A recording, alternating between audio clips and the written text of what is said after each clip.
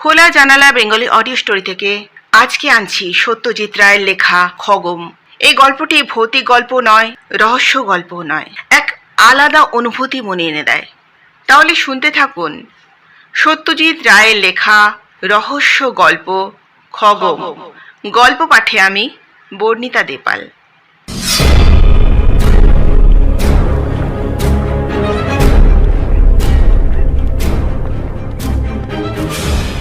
পেট্রোম্যাক্সের আলোতে বসে ডিনার খাচ্ছি।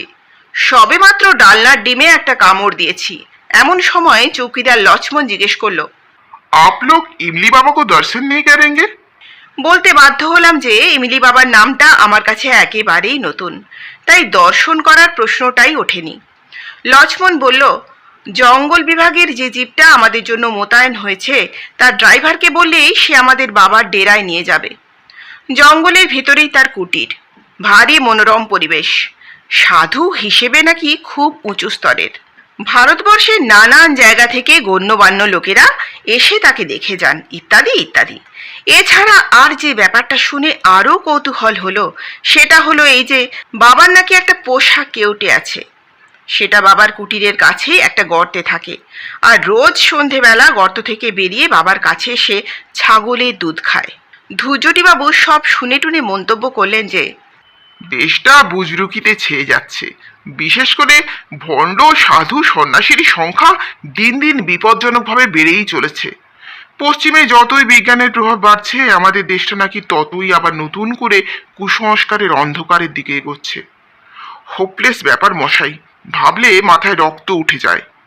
কথাটা বলে ধুজটিবাবু হাত থেকে কাঁটা চামচ নামিয়ে রেখে পাশ থেকে ফ্লাই ফ্ল্যাপ বা মক্ষিকা মারণ দণ্ডটা তুলে নিয়ে টেবিলের উপর এক অব্যর্থ চাপড়ে একটা মশা মেরে ফেললেন।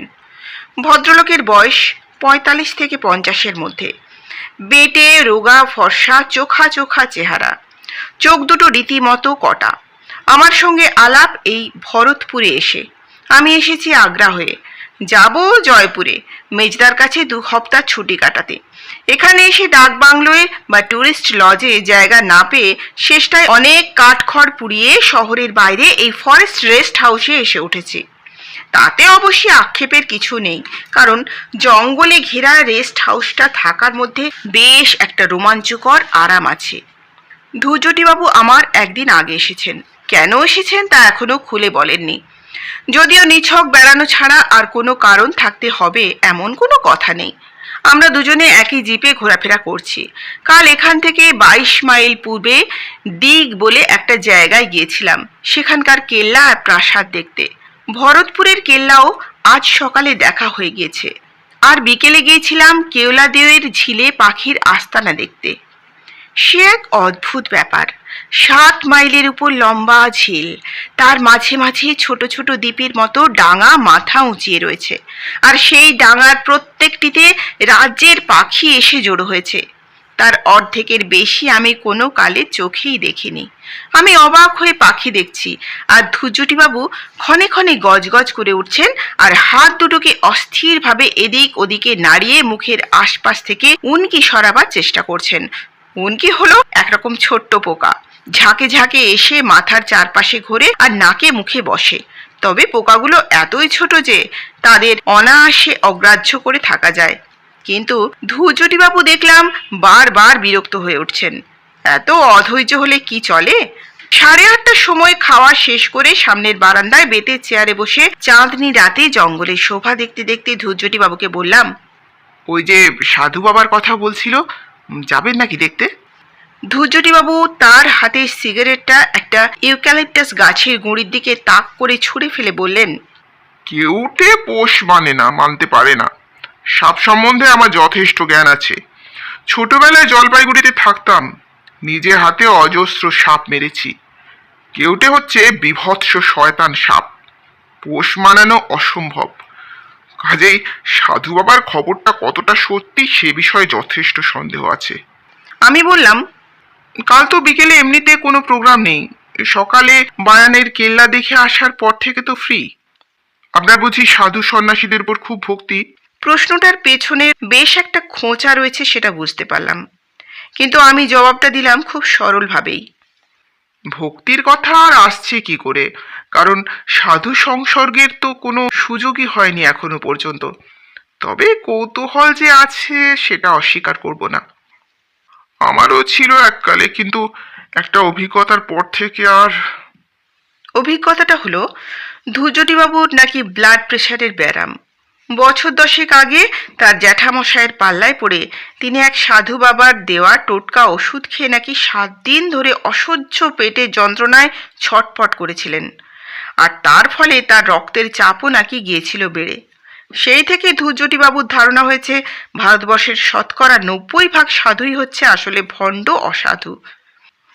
ভদ্রলোকের বাবা বিদ্বেষটা বেশ মজার লাগছিল, তাই তাকে খানিকটা উস্কানোর জন্যই বললাম, কেউটের পোষ মানার কথা যে বলছেন, আমি আপনি পোষ মানাতে পারবো না নিশ্চয়ই, কিন্তু হিমালয়ের কোনো কোনো সাধু তো শুনেছি একেবারে বাঘের গুহায় বাঘের সঙ্গে একসঙ্গে বাস করে। শুনেছেন তো? কি দেখেছেন কি? স্বীকার করতেই হলো যে দেখিনি। দেখবেন না, এ হলো আষাঢ়ে গপ্পুর দেশ। শুনবেন অনেক কিছুই, কিন্তু চাক্ষুষ দেখতে চাইলে দেখতে পাবেন না। আমাদের রামায়ণ মহাভারতই দেখুন না, বলছে ইতিহাস, কিন্তু আসলে আজগুবি গপ্পর ডিপো। রাবণের 10টা মাথা, হনুমান লেজে আগুন নিয়ে লঙ্কা পুড়োচ্ছে, ভীমের অ্যাপিটাইট, ঘটোৎকচ, হিড়িম্বা, পুষ্পক রথ, কুম্ভকর্ণ, এগুলোর চেয়ে বেশি ননসেন্স আর কি আছে? আর সাধু সন্ন্যাসীদের ভণ্ডামির কথা যদি বলেন, সে তো এইসব পুরাণ থেকেই শুরু হয়েছে। অথচ সারা দেশে শিক্ষিত অশিক্ষিত লোক একদিন ধরে এসব গিলে খাচ্ছে। ব্যানের কেল্লা দেখে রেস্ট হাউসে ফিরে লাঞ্চ ও বিশ্রাম সেরে ইমলি বাবার ডেরায় পৌঁছতে 4টে বেজে গেল। ধুজটিবাবু এ ব্যাপারে আর আপত্তি করেননি। হয়তো তার নিজেরও বাবা সম্পর্কে একটু কৌতূহল হচ্ছিল। জঙ্গলের মধ্যে একটা দিব্যি পরিষ্কার খোলা জায়গায় একটা বিরাট তেঁতুল গাছের নিচে বাবার কুটির। গাছের থেকেই বাবার নামকরণ, আর সেটা করেছে স্থানীয় লোকেরা। বাবার আসল নাম কি তা কেউ জানে না। খেজুর পাতার ঘরে একটিমাত্র চেলার সঙ্গে নিয়ে ভাল্লুকের ছালের উপর বসে আছেন বাবা। চেলাটির বয়স অল্প, বাবার বয়স কত তা বোঝার জো নেই। সূর্য ডুবতে এখনো ঘন্টা খানেক বাকি, কিন্তু তেঁতুল পাতার ঘন ছাউনির জন্য এই জায়গাটা এখনই বেশ অন্ধকার। কুটিরের সামনে ধুনি জ্বলছে, বাবার হাতে গাঁজার কলকে। ধুনির আলোতেই দেখলাম কুটিরের একপাশে একটা দড়ি টাঙানো, তাতে একটা গামছা আর একটা কৌপিন ছাড়া ঝোলানো রয়েছে গোটা 10 সাপের খোলস। আমাদের দেখে বাবা কলকের ফাঁক দিয়ে একটু হাসলেন। ধুজ্জটিবাবু ফিস ফিস করে বললেন, বৃথা সময় নষ্ট না করে আসল প্রসঙ্গে চলে যান। দুধ খাওয়ার সময়টা কখন জিজ্ঞেস করুন। আপ বাল কিষান সে মিলনা চাতে হ্যাঁ? ইমলি বাবা আশ্চর্য উপায়ে আমাদের মনের কথা জেনে ফেলেছেন।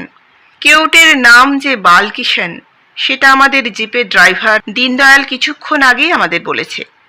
ইমলি বাবাকে বলতেই হলো যে আমরা তার সাপের কথা শুনেছি এবং পোষা সাপের দুধ খাওয়া দেখতে আমাদের ভারী আগ্রহ। সে সৌভাগ্য হবে কি? ইমলি বাবা আক্ষেপের ভঙ্গিতে মাথা নাড়লেন, বললেন, বালকিষান রোজই সূর্যাস্তের সঙ্গে সঙ্গে বাবার ডাক শুনে গর্ত থেকে বেরিয়ে কুটিরে এসে দুধ খেয়ে যায়। 2 দিন আগে পর্যন্ত এসেছে, কিন্তু গতকাল থেকে তার শরীরটা নাকি তেমন ভালো নেই। আজ পূর্ণিমা, আজও সে আসবে না, আসবে আবার কাল থেকে। সাপের শরীর খারাপ হয় এই খবরটা আমার কাছে নতুন, তবে পোষা সাপ তো হবে নাই বা কেন? গরু, ঘোড়া, কুকুর ইত্যাদির জন্য তো হাসপাতালই আছে। বাবার চেলা আরও একটা খবর দিল। একে তো শরীর খারাপ, তার উপরে কিছু কাঠ পিঁপড়ে নাকি তার গর্তে ঢুকে বালকিষণকে বেশ কাবু করে ফেলেছিল। সেই সব পিঁপড়ে নাকি বাবার অভিশাপে পঞ্চত্ব প্রাপ্ত হয়েছে। কথাটা শুনে ধুজটিবাবু আমার দিকে আর চোখে চাইলেন। আমি কিন্তু ইমলি বাবার দিকেই দেখছিলাম। চেহারায় তেমন কোনো বিশেষত্ব নেই, পরনে সাধারণ একটা গেরুয়া আলখাল্লা। মাথায় জট আছে, কিন্তু তাও তেমন জবরজং কিছু না। 2 কানে 2টো লোহার মাকড়ি, গলায় গোটা 4 ছোট বড় মালা, ডান কোনো ইয়ের উপরে একটা তাবিজ। অন্য 5টা সাধু বাবার সঙ্গে খুব একটা তফাৎ নেই, কিন্তু তাও সন্ধ্যার পড়ন্ত আলোয় ধনির পিছনে বসা লোকটার দিক থেকে কেন জানি চোখ ফেরাতে পারছিলাম না। আমরা দাঁড়িয়ে আছি দেখে চেলাটি দুটো চাটাই বার করে এনে বাবার হাত 10 দূরে বিছিয়ে দিল। কিন্তু বাবার পোশাক কেউটিকেই যখন দেখা যাবে না তখন আর বসে কি হবে? বেশি দেরি করলে আবার ফিরতে রাত হয়ে যাবে। গাড়ি আছে ঠিকই, কিন্তু জঙ্গলের ভেতর দিয়ে রাস্তা, আর আশেপাশে জন্তু জানোয়ারেরও অভাব নেই। হরিণের পাল তো রোজই দেখছি, তাই শেষ পর্যন্ত আর বসলাম না। বাবাকে নমস্কার করতে তিনি মুখ থেকে কোলকে না সরিয়ে চোখ বুজে মাথা হেঁট করে প্রতি নমস্কার জানালেন। আমরা দুজনে শখানেক গজ দূরে রাস্তার ধারে রাখা জিপের উদ্দেশ্যে রওনা দিলাম। কিছু আগেও চারদিকের গাছপালা থেকে বাসায় ফেরা পাখির কলরব শুনতে পাচ্ছিলাম, এখন সব নিস্তব্ধ। কুটির থেকে বেরিয়ে কয়েক পা গিয়ে ধুজ্জটিবাবু হঠাৎ থেমে বললেন, সাপটা না হয় নাই দেখা গেল, তার গর্তটা অন্তত একবার দেখতে চাইলে হতো না? আমি বললাম, তার জন্য তো ইমলি বাবার কাছে যাওয়ার কোনো দরকার নেই। আমাদের ড্রাইভার দিনদয়াল তো বলেছিল গর্তটা দেখেছে। ঠিক কথা। গাড়ি থেকে দিনদয়ালকে নিয়ে আমরা আবার ফিরে এলাম। এবার কুটিরের দিকে না গিয়ে একটা বাদাম গাছের পাশ দিয়ে সরু পায়ে হাঁটা পথ ধরে খানিক দূর এগিয়ে যেতেই সামনে একটা কাঁটা ঝোপ পড়ল। আশপাশে পাথরের টুকরো পড়ে থাকতে দেখে মনে হলো এককালে এখানে হয়তো একটা দালান জাতীয় কিছু ছিল। দিনদয়াল বলল, ওই ঝোপটার ঠিক পেছনেই নাকি সাপের গর্ত। এমনি দেখে কিছু বোঝার নেই, কারণ আলো আরো কমে এসেছে। ধুজ্জটিবাবু তার কোটের পকেট থেকে একটা ছোট্ট টর্চ বার করে ঝোপের উপর আলো ফেলতেই পেছনের গর্তটা দেখা গেল। যা, গর্তটা তাহলে সত্যি আছে, কিন্তু সাপ? সে কি আর অসুস্থ অবস্থায় আমাদের কৌতূহল মেটানোর জন্য বাইরে বেরোবে?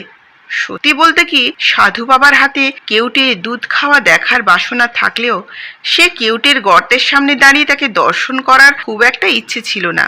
কিন্তু ধুজ্জটিবাবুর কৌতূহল দেখলাম আমার চেয়েও বেশি। আলোয় যখন কাজ হলো না, তখন ভদ্রলোক মাটি থেকে ঢিলা কুড়িয়ে নিয়ে সেগুলো ঝোপের উপর ফেলতে আরম্ভ করলেন। এই বাড়াবাড়িটা আমার ভালো লাগলো না। বললাম, কি হলো মশাই? আপনার দেখি রোগ চেপে গেছে। আপনি তো বিশ্বাসই করছিলেন না যে সাপ আছে। ভদ্রলোক এবার একটা বেশ বড় ঢেলা হাতে তুলে নিয়ে বললেন, এখনো করছি না। এই ঠেলাতেও যদি ফল না হয় তাহলে বুঝবো বাবাজি সম্বন্ধে এক স্রেফ গাঁজাখুরি গল্প প্রচার করা হয়েছে। লোকের ভুল বিশ্বাস যত ভাঙানো যায় ততই মঙ্গল। ঢেলাটা একটা ভারী শব্দ করে ঝোপের উপর পড়ে কাঁটা সমেত পাতাগুলোকে তছনছ করে দিল। ধুজ্জটিবাবু টর্চটা ধরে আছেন গর্তের উপর। কয়েক মুহূর্ত সব চুপ। কেবল বনের মধ্যে কোথায় যেন একটা ঝিঝি সবে মাত্র ডাকতে আরম্ভ করেছে। এবার তার সঙ্গে আরেকটা শব্দ যোগ হলো, একটা শুকনো সুরহীন শিশের মতো শব্দ। তারপর পাতার খসখসানি, আর তারপর টর্চের আলোয় দেখা গেল একটা কালো মসৃণ জিনিস। সেটা নড়ছে, সেটা জ্যান্ত, আর ক্রমেই সেটা গর্তের বাইরে বেরিয়ে আসছে। এবার ঝোপের পাতা নড়ে উঠল, আর তার পর মুহূর্তেই তার ফাঁক দিয়ে বেরিয়ে এলো একটা সাপের মাথা। টর্চের আলোয় দেখলাম কেউটের জলজলে চোখ, আর তার দুভাগে চেরা জিভ, যেটা বারবার মুখ থেকে বেরিয়ে এসে লিকলিক করে আবার সুরুত করে ভেতরে ঢুকে যাচ্ছে। দিনদয়াল কিছুক্ষণ থেকেই জিপে ফিরে যাওয়ার জন্য তাগদা করছিল। এবার ধরা গলায় অনুনয় সুরে বলল, छोड़ दीजिए बाबू, आप तो देख लिया, अब वापस चलिए। টর্চের আলোর জন্যই বোধহয় বালকিশন এখনো মাথাটা বার করে আমাদের দিকে চেয়ে আছে, আর মাঝে মাঝে জিভ বার করছে। আমি সাপ দেখেছি অনেক, কিন্তু এত কাছ থেকে এভাবে কাল কেউটে কখনো দেখিনি। আর কেউটে আক্রমণের চেষ্টা না করে চুপচাপ চেয়ে রয়েছে, এরকম তো কখনো দেখিনি। হঠাৎ টর্চের আলোটা কেঁপে উঠে সাপের উপর থেকে সরে গেল। তারপর যে কাণ্ডটা ঘটলো সেটার জন্য আমি একেবারেই প্রস্তুত ছিলাম না। ধুজ্জটিবাবু হঠাৎ একটা পাথরের টুকরো তুলে নিয়ে চোখের নিমেষে সেটা বালকিশনের মাথার দিকে তাক করে ছুঁড়ে মারলেন। আর তারপরেই পরপর আরও দুটো। একটা বিশ্রী আশঙ্কায় দিশেহারা হয়ে আমি বলে উঠলাম, আপনি এটা কি করলেন ধুজ্জটিবাবু? ভদ্রলোক আমার পাশে দাঁড়িয়ে হাঁপাতে হাঁপাতে চাপা গলায় বেশ উল্লাসের সঙ্গেই বলল, ওয়ান কেউটে লেস। দিনদয়াল হাঁ করে বিস্ফোরিত চোখে ঝোপটার দিকে চেয়ে আছে। ধুজ্জটিবাবুর হাত থেকে টর্চটা নিয়ে আমি এবার গর্তের উপর আলো ফেললাম। বালকিশনের অসাড় দেহের খানিকটা অংশ দেখা যাচ্ছে। ঝোপের পাতায় লেগে রয়েছে সাপের মাথা থেকে ছিটকিয়ে বেরোনো খানিকটা রক্ত। এর মধ্যে কখন যে ইমলি বাবা আর তার চেলা এসে আমাদের পেছনে দাঁড়িয়েছে তা বুঝতেই পারিনি। ধুজুটি বাবুই প্রথম পেছন ফিরলেন। তারপর আমিও ঘুরে দেখি বাবা হাতে একটি যষ্টি নিয়ে আমাদের থেকে হাত 10 দূরে একটা বেটে খেজুর গাছের পাশে দাঁড়িয়ে ধুজুটি বাবুর দিকে এক দৃষ্টে চেয়ে আছেন। বাবা যে এত লম্বা সেটা বসা অবস্থায় বুঝতে পারিনি, আর তার চোখের চাহনির বর্ণনা দেবার ক্ষমতা আমার নেই। শুধু এটুকু বলতে পারি যে বিস্ময়, ক্রোধ আর বিদ্বেষ মেশানো এমন চাহনি আর কারো চোখে আমি দেখিনি। বাবার ডান হাতটা এবার সামনের দিকে উঠে এলো, এখন সেটা নির্দেশ করছে ধুজুটি বাবুর দিকে। হাতের তর্জনীটা এবার সামনের দিকে বেরিয়ে এসে নির্দেশটা আরো স্পষ্ট হলো। এই প্রথম দেখলাম বাবার আঙুলের এক একটা নখ প্রায় 2 ইঞ্চি লম্বা। কার কথা মনে পড়ছে বাবাকে দেখে? ছেলেবেলায় দেখা বিডান স্ট্রিটে আমার মামার বাড়ির দেয়ালে টাঙানো রবি বর্মার আঁকা একটি ছবি। দুর্বাসা মুনি অভিশাপ দিচ্ছেন শকুন্তলাকে, ঠিক এইভাবে হাত তোলা, চোখে ঠিক এই চাহনি। কিন্তু অভিশাপের কথা কিছু বললেন না ইমলি বাবা। তার গম্ভীর চাপা গলায় হিন্দিতে তিনি যা বললেন তার মানে হলো, একটা বাল কিষান গেছে তাতে কি হলো, আরেকটা আসবে। বাল কিষানের মৃত্যু নেই, বাল কিষান অমর। ধুজুটি বাবু তার ধুলো মাখা হাত রুমালে মুছে আমার দিকে ফিরে বললেন, চলুন। বাবা চেলা এসে গর্তের মুখ থেকে কেউটের মৃতদেহটা বার করে নিল, বোধহয় তার সৎকারের ব্যবস্থার জন্য। সাপের দৈর্ঘ্য দেখে আমার মুখ থেকে আপনা থেকেই একটা বিস্ময়সূচক শব্দ বেরিয়ে পড়ল। কেউটে যে এত লম্বা হতে পারে তা আমার ধারণাই ছিল না। ইমলি বাবা ধীরে ধীরে তার কুটিরের দিকে চলে গেলেন। আমরা 3 জন গিয়ে জিপে উঠলাম।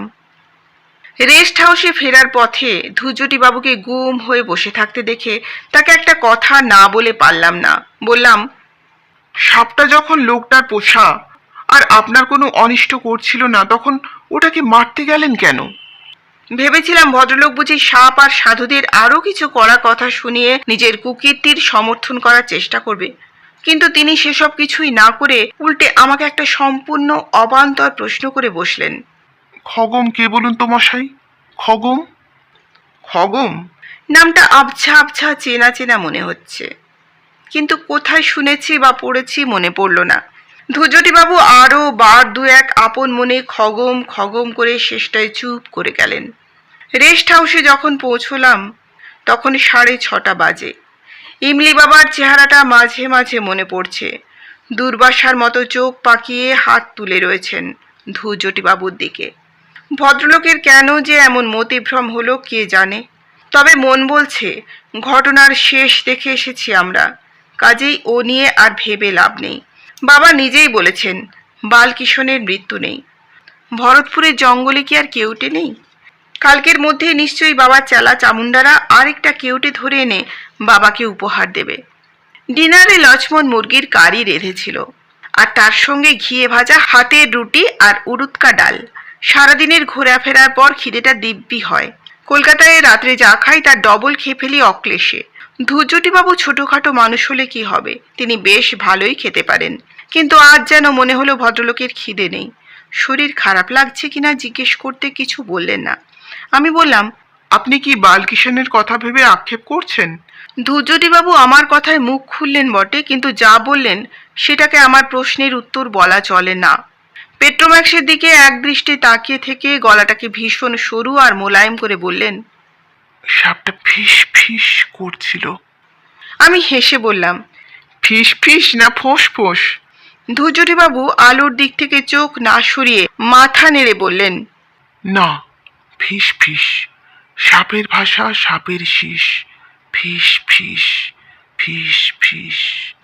কথাটা বলে ভদ্রলোক নিজেই জিভের ফাঁক দিয়ে সাপের শীষের মতো শব্দ করলেন কয়েকবার। তারপর আবার ছড়া কাটার ভঙ্গিতে মাথা নেড়ে বললেন, সাপের ভাষা সাপের শীষ। ফিস ফিস ফিস ফিস। বালকিষণের বিষম বিষ। ফিস ফিস ফিস ফিস। এটা কি ছাগলের দুধ? শেষ কথাটা অবশ্যই ছড়ার অংশ নয়, সেটা হলো সামান্য প্লেটে রাখা পুডিংকে উদ্দেশ্য করে। লক্ষ্মণ শুধু দুধটা বুঝে, ছাগল টাগল না বুঝে বলল, हाँ बाबू, दूध है और अंडे भी है। দুধ আর ডিম দিয়ে যে পুডিং হয় সে কে না জানে। ধূর্যটিবাবু লোকটা স্বভাবতই একটু খামখেয়ালি ও ছিটগ্রস্ত, কিন্তু ওর আজকের হাবভাবটা একটু বাড়াবাড়ি বলে মনে হচ্ছিল। তিনি নিজেই হয়তো সেটা বুঝতে পেরে যেন জোর করেই নিজেকে সামলে নিয়ে বললেন, বড় বেশি রোদে ঘোরা হয়েছে কদিন, তাই বোধহয় মাথাটা কাল থেকে একটু সাবধান হতে হবে। আজ শীতটা বেশ জাঁকিয়ে পড়েছে, তাই খাবার পরে আর বাইরে না বসে ঘরে গিয়ে আমার সুটকেসটা গোছাতে লাগলাম। কাল সন্ধ্যা ট্রেনে ভরতপুর ছাড়ব, মাঝরাত্রিতে সাওয়ার, মাধবপুরে চেঞ্জ, ভোর 5টায় জয়পুরে পৌঁছানো। অন্তত এটাই ছিল আমার প্ল্যান, কিন্তু সে প্ল্যান ভেস্তে গেল। মেজদাকে টেলিগ্রাম করে জানিয়ে দিতে হলো যে অনিবার্য কারণে যাওয়া একদিন পিছিয়ে যাচ্ছে। কেন এমন হলো সেটাই এখন বলতে চলেছি। ঘটনাগুলো সম্ভবত স্পষ্ট ও অবিকলভাবে বলতে চেষ্টা করব। এই ঘটনা যে সকলে বিশ্বাস করবে না সেটা জানি। প্রমাণ যাতে হতে পারত সে জিনিসটা ইমলি বাবার কুটিরের 50 হাত উত্তরে হয়তো এখনো মাটিতে পড়ে আছে, সেটার কথা ভাবলেও আমার গা শিউরে ওঠে। কাজে সেটা প্রমাণ হিসেবে হাতে করে তুলে নিয়ে আসতে পারিনি, তাতে আর আশ্চর্য কি। যাকগে, এখন ঘটনাটায় আসা যাক। সুটকেস গুছিয়ে লণ্ঠনটাকে কমিয়ে ড্রেসিং টেবিলের আড়ালে রেখে রাতের পোশাক পরে বিছানায় উঠতে যাব, এমন সময় পূব দিকের দরজায় টোকা পড়ল। এই দরজার পিছনেই ধূর্যটিবাবুর ঘর। দরজা খুলতেই ভদ্রলোক চাপা গলায় বললেন, আপনার কাছে ফ্লিট জাতীয় কিছু আছে, কিংবা মশা তাড়ানোর জন্য কোনো ওষুধ? আমি বললাম, মশা এলো কোত্থেকে? আপনার ঘরের দরজা জানলায় জাল দেয়া নেই? তা আছে, তবে তাও কি যেন কামড়াচ্ছে। সেটা টের পাচ্ছেন আপনি? হাতে মুখে দাগ হয়ে যাচ্ছে। দরজার মুখটায় অন্ধকার, তাই ভদ্রলোকের চেহারাটা ভালো করে দেখতে পাচ্ছিলাম না। বললাম, আসুন ভিতরে দেখি কি দাগ হলো। ধূর্যটিবাবু ঘরের ভেতরে এলেন। লণ্ঠনটা সামনে তুলে ধরতেই দাগগুলো দেখতে পেলাম। রুহিতন মার্কা কালশিটের মতো দাগ। এই জিনিস আগে কখনো দেখিনি, আর দেখে মোটেও ভালো লাগলো না। বললাম, বিদঘুটে ব্যারাম বাঁধিয়েছেন, অ্যালার্জি থেকে হতে পারে। কাল সকালে উঠেই ডাক্তারের খোঁজ করতে হবে। আপনি বরং ঘুমোতে চেষ্টা করুন, ও নিয়ে আর চিন্তা করবেন না। আর এটা পোকার ব্যাপার নয়, অন্য কিছু। যন্ত্রণা হচ্ছে কি? তাও ভালো, যান শুয়ে পড়ুন। ভদ্রলোক চলে গেলেন, আর আমিও বিছানায় উঠে কম্বলের তলায় ঢুকে পড়লাম। রাত্রে ঘুমোবার আগে বিছানায় শুয়ে বই পড়ার অভ্যাস। এখানে লণ্ঠনের আলোয় সেটার পড়া সম্ভব হচ্ছে না, আর সত্যি বলতে কি সেটার প্রয়োজনও নেই। সারাদিনের ক্লান্তির পর বালিশে মাথা দেবার 10 মিনিটের মধ্যে ঘুম এসে যায়, কিন্তু আজ আর সেটা হলো না। একটা গাড়ির শব্দে তন্দ্রা ভেঙে গেল। সাহেবের গলা শুনতে পাচ্ছি, আর একটা অচেনা কুকুরের ডাক। ট্যুরিস্ট এসেছে রেস্ট হাউসে। কুকুরটা ধমক খেয়ে চেঁচানো থামালো। সাহেবটাও বোধহয় ঘরে ঢুকে পড়েছে। আবার সব নিস্তব্ধ, কেবল বাইরেই ঝিঝি ডাকছে। না, শুধু ঝিঝি নয়, এছাড়াও আরেকটা শব্দ পাচ্ছি। আমার পূব দিকের প্রতিবেশী এখনো সজাগ, শুধু সজাগ নয়, সচল। তার পায়ের শব্দ পাচ্ছি, অথচ দরজার তলার ফাঁক দিয়ে কিছুক্ষণ আগেই দেখেছি লণ্ঠনটা হয় নিভিয়ে দেওয়া হলো, না হয় পাশের বাথরুমে রেখে আসা হলো। অন্ধকার ঘরে ভদ্রলোক পায়চারি করছেন কেন? এই প্রথম আমার সন্দেহ হলো যে ভদ্রলোকের মাথায় হয়তো ছিটেরও একটু বেশি কিছু আছে। তার সঙ্গে আমার আলাপ মাত্র 2 দিনের। তিনি নিজে যা বলেছেন তার বাইরে তার সম্বন্ধে আমি কিছুই জানি না। কিন্তু সত্যি বলতে কি, মাত্র কয়েক ঘন্টা আগে পর্যন্ত যাকে পাগলামো বলে তার কিন্তু কোনো লক্ষণ আমি ধূর্যটিবাবুর মধ্যে দেখিনি। দিগ আর বায়ানের কেল্লা দেখতে দেখতে তিনি যে ধরনের কথাবার্তা বলছিলেন তাতে মনে হয় ইতিহাসটা তার বেশ ভালোভাবেই পড়া আছে। শুধু তাই নয়, আর্ট সম্বন্ধেও যে তার যথেষ্ট জ্ঞান আছে সেটারও প্রমাণও তিনি তার কথাবার্তায় দিয়েছেন। রাজস্থানের স্থাপত্যে হিন্দু ও মুসলমানের কারিগরের কাজের কথা তিনি রীতিমতো উৎসাহের সঙ্গে বলছিলেন। না, ভদ্রলোকের শরীরটাই বোধহয় খারাপ হয়েছে। কাল একজন ডাক্তারের খোঁজ করা অবশ্য কর্তব্য। আমার ঘড়ির রেডিয়াম ডায়ালে তখন বলছে 11:15। পূবের দরজাটায় আবার টোকা পড়ল। এবার বিছানা থেকে না উঠে হাঁক দিলাম, কি ব্যাপার ধূর্যটি বাবু? কি বলছেন? বুঝলাম ভদ্রলোকের কথা আটকে গেছে। এ তো আচ্ছা ফ্যাসাদে পড়া গেল দেখছি। আবার বললাম, কি বলছেন ঠিক করে বলুন। শুনবেন একটু? অগত্যা উঠলাম। দরজা খুলতে ভদ্রলোক এমন একটা ছেলে মানুষের মতো প্রশ্ন করলেন যে আমার বেশ বিরক্তই লাগলো। আচ্ছা, সাপ কি দন্তের স? আমি আমার বিরক্তি লুকোবার কোনো চেষ্টা করলাম না। আপনি এইটে জানবার জন্য এত রাত্রে দরজা ধাক্কালেন? দন্তের স? আগে হ্যাঁ, সাপ মানে যখন সর্প স্নেক তখন দন্তের স, আর তালবস্য সেটা অন্য সাপ, তার মানে অভিশাপ। থ্যাংক ইউ, শুয়ে পড়ুন। ভদ্রলোকের অবস্থা দেখে আমার একটু একটু মায়া হচ্ছিল। বললাম, আপনাকে বরং একটু ঘুমের ওষুধ দিই, ও জিনিসটা আমার কাছে আছে, খাবেন?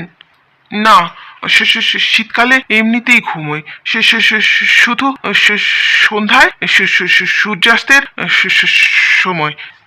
ভদ্রলোককে বাধা দিয়ে বললাম, আপনার জিভে কিছু হয়েছে নাকি? কথা আটকে যাচ্ছে কেন? আপনার টর্চটা একবার দিন তো। ভদ্রলোকের পেছন পেছন আমিও ওর ঘরে ঢুকলাম। টর্চটা ড্রেসিং টেবিলের উপর রাখা ছিল। সেটা জেলে ভদ্রলোকের মুখের সামনে ধরতেই তিনি হাঁ করে জিভটা বার করে দিলেন। জিভে কিছু যে একটা হয়েছে সে বিষয়ে সন্দেহ নেই। একটু সরু লাল দাগ ডগা থেকে শুরু করে জিভের মাঝখান পর্যন্ত চলে গেছে। এটাতেও কোনো যন্ত্রণা নেই বলছেন? কই না তো।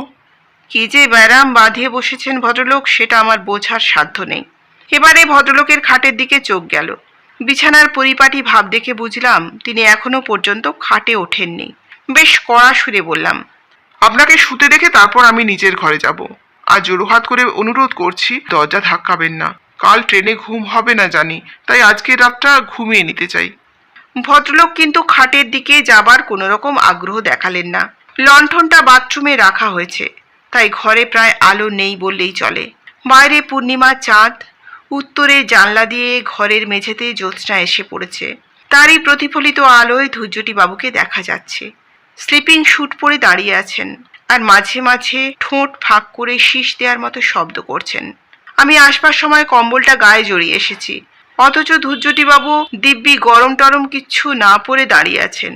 ভদ্রলোক শেষটায় যদি সত্যি একটা গোলমেলে ব্যারাম বাঁধিয়ে বসেন, তাহলে তো তাকে ফেলে আমার পক্ষে যাওয়াটাও মুশকিল হবে। বিদেশে বিভুঁইয়ে একজন বাঙালি বিপদে পড়লে আরেকজন তার জন্য কিছু না করে সরে পড়বে? এ তো হতে পারে না।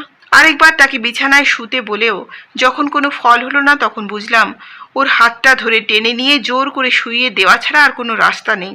তিনি যদি অবাধ্য শিশু হতে চান, আমাকে তার গুরুজনের ভূমিকা নিতেই হবে। কিন্তু তার হাতটা ধরা মাত্র আমার শরীরে এমন একটা প্রতিক্রিয়া হলো যে আমি চমকে 3 হাত পিছিয়ে গেলাম। ধূর্যটিবাবুর শরীর বরফের মতো ঠান্ডা। জ্যান্ত মানুষের শরীর এত ঠান্ডা হতে পারে এ আমি কল্পনাই করতে পারিনি। আমার অবস্থা দেখে বোধহয় ধূর্যটিবাবুর ঠোঁটের কোণে একটু হাসির ভাব ফুটে উঠল। তার কটা চোখ দিয়ে তিনি এখন আমার দিকে চেয়ে মিচকি মিচকি হাসছেন। আমি ধরা গলায় বললাম, আপনার কি হয়েছে বলুন তো। ধূর্যটিবাবু আমার দিক থেকে চোখ সরালেন না, এক দৃষ্টে চেয়ে আছেন প্রায় মিনিট খানেক ধরে। অবাক হয়ে দেখলাম একটি বারও তার চোখের পাতা পড়ল না। এরই মধ্যে তার জিভটা বার কয়েক ঠোঁটের ফাঁক দিয়ে বেরোলো। তারপর তিনি ফিস ফিসে গলায় বললেন, বাবা ডাকছেন, বালকিষান, বালকিষান, বাবা ডাকছেন। তারপর ভদ্রলোকের হাঁটু ভাঁজ হয়ে গেল। তিনি প্রথমে হাঁটু গেড়ে বসলেন, তারপর শরীরটাকে সামনে এগিয়ে দিয়ে মাটিতে উপুড় হয়ে শুয়ে কনুইয়ের উপর ভর করে নিজেকে হেঁচড়ে টেনে নিয়ে খাটের তলায় অন্ধকারে চলে গেলেন। আমি বেশ বুঝতে পারছিলাম যে আমার সমস্ত শরীর ঘামে ভিজে গেছে, হাত পা ঠক ঠক করে কাঁপছে। আমি আর দাঁড়াতে পারছি না। ভদ্রলোক সম্বন্ধে দুশ্চিন্তা কেটে গিয়ে এখন যেটা অনুভব করছি সেটা অবিশ্বাস আর আতঙ্কে মেশানো একটা অদ্ভুত ভয়াবহ ভাব। নিজের ঘরে ফিরে গেলাম। দরজাটা বন্ধ করে খিল লাগিয়ে আপাদ মস্তক কম্বল মুড়ি দিয়ে কিছুক্ষণ শুয়ে থাকার পর কাঁপুনিটা কমলো। চিন্তাটা একটু পরিষ্কার হলো। ব্যাপারটা কোথায় গিয়ে দাঁড়িয়েছে এবং চোখের সামনে যা ঘটতে দেখছি তা থেকে কি সিদ্ধান্তে পৌঁছানো যায় সেটা একবার ভেবে দেখলাম। আজ বিকেলে আমার সামনে ধূর্যটিবাবু ইমলি বাবার পোষা কিউটিটাকে পাথরের ঘায়ে মেরে ফেললেন। তারপরে ইমলি বাবা ধূর্যটিবাবুর দিকে আঙুল দেখিয়ে বললেন, একটা বালকিষণ গেছে, তার জায়গায় আরেকটা বালকিষণ আসবে। সেই দ্বিতীয় বালকিষণ কি সাপ না মানুষ, নাকি সাপ হয়ে যাওয়া মানুষ? ধুচুটিবাবুর সর্বাঙ্গে চাকা চাকা দাগগুলো কি? জিভের দাগটাই বা কি? সেটা কি দুভাগে ভাগ হয়ে যাবার আগের অবস্থা? তার শরীর এত ঠান্ডা কেন? তিনি খাটে না শুয়ে খাটের তলায় ঢুকলেন কেন? হঠাৎ বিদ্যুতের ঝলকের মতো একটা জিনিস মনে পড়ে গেল, খগম। ধুজ্জটিবাবু জিজ্ঞেস করেছিলেন খগমের কথা। নামটা চেনা চেনা লাগছিল, কিন্তু বুঝতে পারিনি। এখন মনে পড়ে গেছে। ছেলেবেলায় পড়া মহাভারতের একটা গল্প। খগম নামে একটা তপস্বী ছিলেন। তার সাপে তার বন্ধু সহস্রপাদ মুনি ঢোঁড়া সাপ হয়ে যান। খগম, সাপ, তালবস্য একার পর সাপ, সব মিলে যাচ্ছে। তবে তিনি হয়েছিলেন ঢোঁড়া, আর ইনি কি? আমার দরজায় আবার কে যেন ধাক্কা দিচ্ছে। উপর দিকে নয়, তলার দিকে, চৌকাঠের ঠিক উপরে। একবার, দুবার, তিনবার। আমি বিছানা থেকে নড়লাম না। দরজা আমি খুলব না, আর না। আওয়াজ বন্ধ হলো। আমি দম বন্ধ করে কান পেতে আছি। এবার কানে এলো শিসের শব্দ। দরজার কাছ থেকে ক্রমে সেটা দূরে সরে গেল। এবার আমার নিজের হৃদস্পন্দন ছাড়া আর কোনো শব্দ নেই। ওটা কি? একটা চিঁ চিঁ শব্দ, একটা তীক্ষ্ণ মিহি আর্তনাদ। ইঁদুর নাকি? এখানে ইঁদুর আছে? প্রথম রাত্রেই দেখেছি আমার ঘরে। পরদিন লক্ষ্মণকে বলাতে সে রান্নাঘর থেকে একটা ইঁদুর ধরা কলে জ্যান্ত ইঁদুর দেখিয়ে নিয়ে গেল। বলল, চুহা তো আছেই, ছুসুন্দারও আছে। আর্তনাদ ক্রমে মিলিয়ে এসে আবার নিস্তব্ধতা। 10 মিনিট গেল। ঘড়ি দেখলাম, 1:45। ঘুম যে কোথায় উধাও হয়েছে জানি না। জানলা দিয়ে বাইরের গাছপালা দেখা যাচ্ছে। চাঁদ বোধহয় ঠিক মাথার উপরে। একটা দরজা খোলার শব্দ। পাশের ঘরে ধুজ্জটিবাবু বারান্দায় যাবার দরজাটা খুলেছেন। আমার ঘরের যেদিকে জানলা, বারান্দায় যাবার দরজাটাও সেদিকে। ধুজ্জটিবাবুর ঘরেও তাই। বারান্দা থেকে নেমে 20 হাত গেলেই গাছপালা শুরু হয়। ধুজ্জটিবাবু বারান্দায় বেরিয়েছেন। কোথায় যাচ্ছেন তিনি? কি মতলব তার? আমি এক দৃষ্টি জানলার দিকে চেয়ে রইলাম। শিসের শব্দ পাচ্ছি। সেটা ক্রমশ বাড়ছে। এবার সেটা ঠিক আমার জানলার বাইরে। জানলাটা ভাগ্যিস জালে ঢাকা, নইলে। একটা কি যেন জিনিস জানলার তলার দিক থেকে উপরে উঠছে। খানিকটা উঠে থেমে গেল। একটা মাথা, লণ্ঠনের আবছা আলোয় দুটো জলজলে কটা চোখ। নিষ্পলক দৃষ্টিতে চোখ দুটো আমার দিকে চেয়ে আছে। প্রায় মিনিট খানেক এইভাবে থাকার পর একটা কুকুরের ডাক শোনা মাত্র মাথাটা বাঁ দিকে ঘুরে পরক্ষণে আবার নিচের দিকে নেমে অদৃশ্য হয়ে গেল। কুকুরটা ডাকছে, পরিত্রাহী চিৎকার। এবার একটা ঘুম জড়ানো সাহেবী গলায় ধমকের আওয়াজ পেলাম। একটা কাতর গোঙানির সঙ্গে কুকুরের ডাকটা থেমে গেল। তারপর আর কোনো শব্দ নেই। আমি মিনিট 10 ইন্দ্রিয়গুলোকে সজাগ রেখে শুয়ে রইলাম। কানের মধ্যে আজই রাত্রে শোনা একটা ছড়া বারবার ফিরে ফিরে আসছে। সাপের ভাষা, সাপের শীষ, ফিস ফিস ফিস ফিস, বালকিশনের বিষম বিষ, ফিস ফিস ফিস ফিস। ক্রমে সেই ছড়াটাও মিলিয়ে এলো। বুঝতে পারলাম একটা ঝিমঝিমে অবসন্ন ভাব আমাকে ঘুমের দিকে টেনে নিয়ে যাচ্ছে। ঘুমটা ভাঙলো সাহেবদের চেঁচামেচিতে। ঘড়িতে দেখি 6টা বাজতে 10।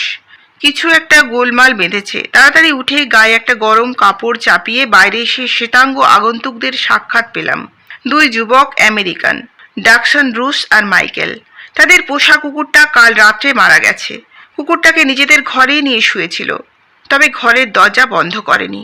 ওরা সন্দেহ করেছে রাত্রে বিছে বা সাপ জাতীয় বিষাক্ত কিছু এসে কামড়ানোর ফলে এই দশা। মাইকেলের ধারণা কাকড়া বিছে, কারণ শীতকালে সাপ বেরোয় না, সেটা সকলেই জানে। আমি আর কুকুরের উপর সময় নষ্ট না করে বারান্দার উল্টো দিকে ধুজ্জটিবাবুর ঘরের সামনে গিয়ে হাজির হলাম। দরজা খোলা রয়েছে। ঘরের মালিক ঘরে নেই। লক্ষ্মণ রোজ ভোরে 5:30টায় উঠে উনুন ধরিয়ে চায়ের জল গরম করে। তাকে জিজ্ঞেস করতে সে বলল ধুজ্জটিবাবুকে দেখেনি। নানা রকম আশঙ্কা মনের মধ্যে ঘুরপাক খাচ্ছে। যে করে হোক ভদ্রলোককে খুঁজে বার করতেই হবে। পায়ে হেঁটে আর কত দূর যাবেন তিনি, কিন্তু চারপাশের জঙ্গলে অনেক খোঁজাখুঁজি করেও তার কোনো খোঁজ পাওয়া গেল না। 10:30টায় জিপ এলো। আমি ড্রাইভারকে বললাম পোস্ট অফিস যাব, জয়পুরে টেলিগ্রাম করতে হবে। ধুজটিবাবুর রহস্য সমাধান না করে ভরতপুর ছাড়া যাবে না। মেজদাকে টেলিগ্রাম করে ট্রেনের টিকিট একদিন পিছিয়ে রেস্ট হাউসে ফিরে এসে শুনলাম তখনও পর্যন্ত ধুজটিবাবুর কোনো খবর পাওয়া যায়নি। আমেরিকান দুটি তাদের মরা কুকুরটাকে কবর দিয়ে এর মধ্যেই তল্পিতল্পা গুটিয়ে উধাও। সারা দুপুর রেস্ট হাউসের আশেপাশে ঘোরাফেরা করলাম। জিপটা আমার আদেশ মতোই আবার বিকেলে এসে হাজির হলো। একটা মতলব ছিল মাথায়, মন বলছিল সেটাই হয়তো ফল হবে। ড্রাইভারকে বললাম ইমলি বাবার কাছে চলো। কাল যেমন সময় এসেছিলাম আজও প্রায় সেই সময় গিয়ে পৌঁছলাম বাবার কুটিরে। বাবা কালকের মতো ধুনি জ্বালিয়ে বসে আছেন। শিষ্য আজ আরো দুটি বেড়েছে, তার মধ্যে একজন মাঝবয়সী, অন্যটি ছোকরা। বাবা আমাকে দেখেই ঘাড় বেঁকিয়ে নমস্কার জানালেন। কালকের সেই ভস্য করা চাহনির সঙ্গে আজকের চাহনির কোনো মিল নেই। আমি আর সময় নষ্ট না করে বাবাকে সরাসরি জিজ্ঞেস করলাম আমার সঙ্গে কাল যে ভদ্রলোকটি এসেছিলেন তার কোনো খবর তিনি দিতে পারেন কিনা। বাবার মুখ প্রসন্ন হাসিতে ভরে গেল। বললেন খবর আছে বই কি, তোমার দোস্ত আমার আশা পূর্ণ করেছে। সে আমার বালকিষানকে আবার ফিরিয়ে এনেছে। এই প্রথম চোখে পড়ল বাবার ডান পাশে রাখা রয়েছে একটা পাথরের বাটি। সেই বাটিতে যে সাদা তরল পদার্থটা রয়েছে সেটা দুধ ছাড়া আর কিছুই নয়। কিন্তু সাপ আর দুধের বাটি দেখতে তো আজ আর আমি আসিনি। আমি এসেছি ধুজটি প্রসাদ বসুর খোঁজে। লোকটা তো আর হাওয়ায় মিলিয়ে যেতে পারে না। তার অস্তিত্বের একটা চিহ্ন যদি দেখতে পেতাম তবু খানিকটা নিশ্চিন্ত হওয়া যেত। ইমলি বাবা মানুষের মনের কথা বুঝে ফেলতে পারেন, এটা আগেও দেখেছি। গাঁজার কলকেতে বড় রকম একটা টান দিয়ে সেটা পাশের প্রৌঢ় চেলার হাতে চালান দিয়ে বললেন তোমার বন্ধুকে তো তুমি আর আগের মতো ফিরে পাবে না, তবে তার স্মৃতিচিহ্ন সে রেখে গেছে। সেটা তুমি বালকিষানের ডেরার 50 পা দক্ষিণে পাবে। সাবধানে যেও, অনেক কাঁটা গাছ পড়বে পথে। বাবার কথা মতো গেলাম বালকিষণের গর্তের কাছে। সে গর্তে এখন সাপ আছে কিনা সেটা জানার আমার বিন্দুমাত্র কৌতূহল নেই। আকাশে ডুবু ডুবু সূর্যের দিকে চেয়ে হিসাব করে দক্ষিণ দিক ধরে এগিয়ে গেলাম। ঘাস, কাঁটা ঝোপ, পাথরের টুকরো আর চোর কাঁটার ভেতর দিয়ে গুনে গুনে 50 পা এগিয়ে গিয়ে একটা অর্জুন গাছের গুঁড়ির ধারে যে জিনিসটা পড়ে থাকতে দেখলাম সেরকম জিনিস এই কয়েক মিনিট আগেই ইমলি বাবার কুটিরে দড়ি থেকে ঝুলতে দেখে এসেছি। সেটা একটা খোলস। সারা খোলসের উপর রুহিতন মার্কা নকশা। সাপের খোলস কি? না, তা নয়। সাপের শরীর কি এত চওড়া হয়? আর তার দুপাশ দিয়ে কি দুটো হাত? আর তার তলা দিয়ে একজোড়া পা বেরোয়? আসলে এটা একটা মানুষের খোলস। সেই মানুষটা এখন আর মানুষ নেই। সে এখন ওই গর্তটার মধ্যে কুণ্ডুলি পাকিয়ে শুয়ে আছে। সে যাতে কেউটে, তার দাঁতে বিষ।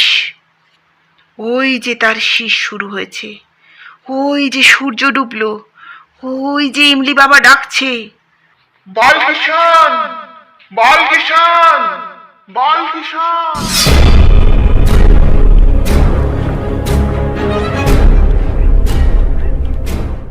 এতক্ষণ আপনারা শুনছিলেন খোলা জানালা বেঙ্গলি অডিও স্টোরি থেকে সত্যজিৎ রায়ের লেখা রহস্য গল্প খগম। খোলা জানালা বেঙ্গলি অডিও স্টোরি চ্যানেল থেকে গল্প পাঠ করে শোনালাম বর্ণিতা দেপাল। আপনারা যারা আপনাদের মূল্যবান সময় দিয়ে আমার গল্প শোনেন তাদের অসংখ্য ধন্যবাদ জানাচ্ছি। আবার যারা নতুন শ্রোতা, যারাও এখন শুনছেন আমার গল্প, প্লিজ একটু কমেন্ট করে জানাবেন কেমন লাগছে গল্প শুনতে আর কিরকম গল্প শুনতে চান। গল্প ভালো লাগলে একটা লাইক দেবেন। যারা সাবস্ক্রাইব করেননি তারা অবশ্যই সাবস্ক্রাইব করবেন, শেয়ার করবেন আপনাদের বন্ধুদের গ্রুপে। তাহলে আবার নতুন শ্রোতা বন্ধু আমি পাবো। আজ এখানেই শেষ করলাম। আবার আসছি নতুন কোনো গল্প নিয়ে। সবাই ভালো থাকবেন, সুস্থ থাকবেন। নমস্কার।